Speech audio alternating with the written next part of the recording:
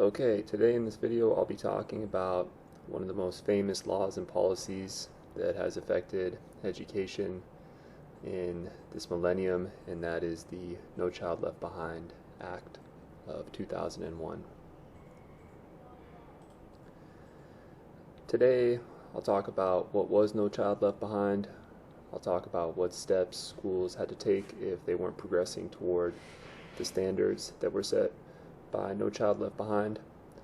I'll talk about the opinions on this law when it first went into effect. I'll talk about the strengths and weaknesses of this law. I'll talk about the current perspective on this law.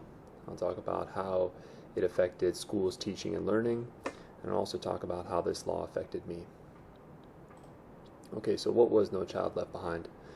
The No Child Left Behind Act of 2001 was a law that was passed in the United States in 2001, and it required states to develop standards for core subjects like reading and writing. It also required that they develop tests that they could use to assess those subjects. States had to give those tests to all students and measure and record the results, and if a state determined that a particular school's results were subpar, so for example that school wasn't making progress towards the standards, then that state had to take steps to, not the state, but the school had to take steps to improve, and that was mandated by both the federal government and as a result the state government had to mandate it as well. Okay, here's a picture of George W. Bush signing the No Child Left Behind Act. He's there seated at the desk, and you can see that on the front of the desk there's a chalkboard with the writing No Child Left Behind. He signed it at Hamilton High School in Hamilton, Ohio, and behind him are some of the lawmakers who wrote and sponsored the bill. On the far left is Representative George Miller. Center left is Senator Edward Kennedy, and on the far right is Representative John Boehner.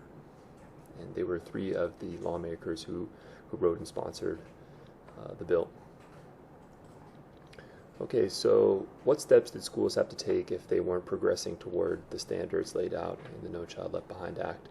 Under the law, all students were expected to meet the state standards. However, this wasn't expected to happen immediately. Instead, the government mandated that schools make adequately yearly progress in test scores. So for example, fifth graders had to do better on standardized tests than the previous year's fifth graders.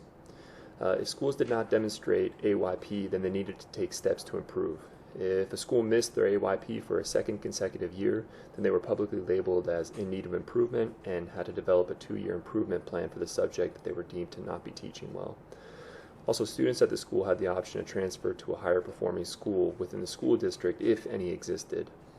If a school missed their AYP for a 3rd year, then the school had to offer free tutoring and other supplemental education services to students who were struggling, students who were not testing well on those tests, not scoring well on those tests. Okay, what were the opinions on this law when it first went into effect? The writers of the No Child Left Behind Act felt that the nation's schools needed to improve. They thought that in order for schools to get better, they needed to have standards, and they also felt that schools that weren't meeting those standards should be held accountable and that they should suffer consequences if they didn't meet the standards.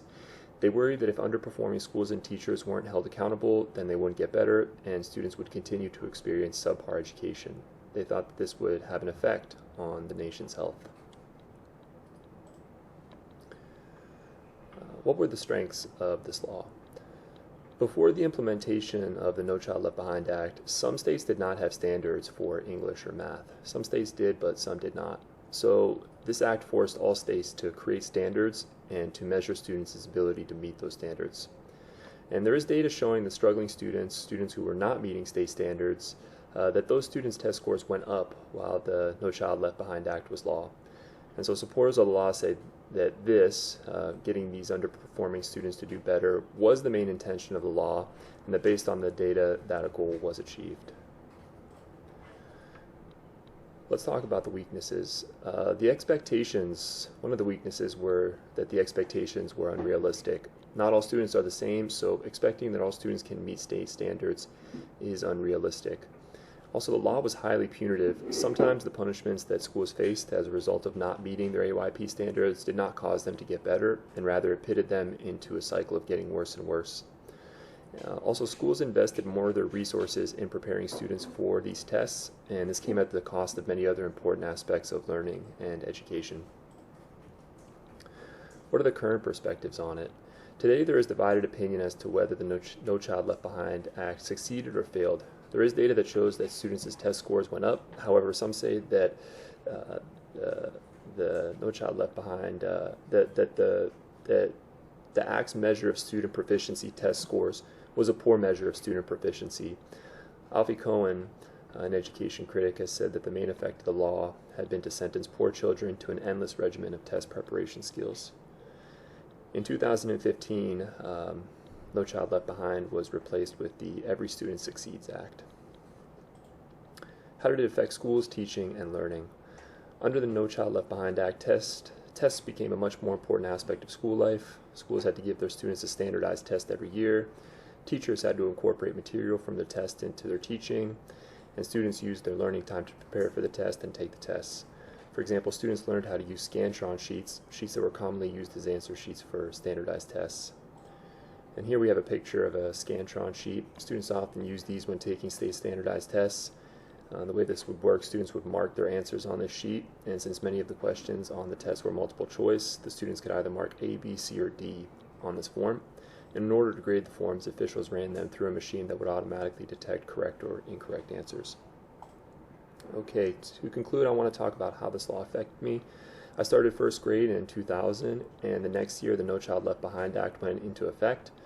No Child Left Behind was a law from 2000 to 2015, so it affected me all throughout my primary and secondary education. I recall taking PSSA tests. Those were the standardized tests in Pennsylvania, where I grew up, quite often throughout elementary school. I recall taking this test at least once every academic year, and I also recall taking other standardized tests that weren't the PSSA tests but were similar to it in nature. I think those tests were used to help us prepare for the PSSA. And I remember feeling that these tests didn't really quite match up with what we were doing in class. The questions on the PSSA test were related, but they also felt different. Like sometimes you get a question which you'd never been exposed to in class, and sometimes you'd be able to figure it out, but if not, you just guess. Okay, thank you for taking the time to listen.